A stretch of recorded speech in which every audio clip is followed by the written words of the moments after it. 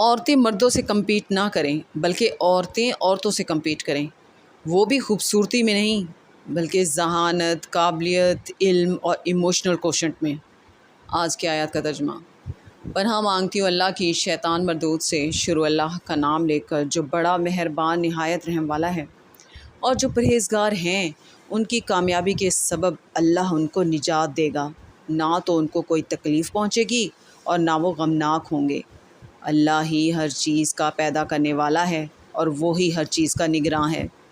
اسی کے پاس آسمانوں اور زمین کی کنجیاں ہیں، اور جنہوں نے اللہ کی آیتوں سے کفر کیا وہی نقصان اٹھانے والے ہیں۔ کہہ دو کہ اے نادانو، تو کیا تم مجھ سے یہ کہتے ہو کہ میں غیر اللہ کی پرستش کرنے لگوں؟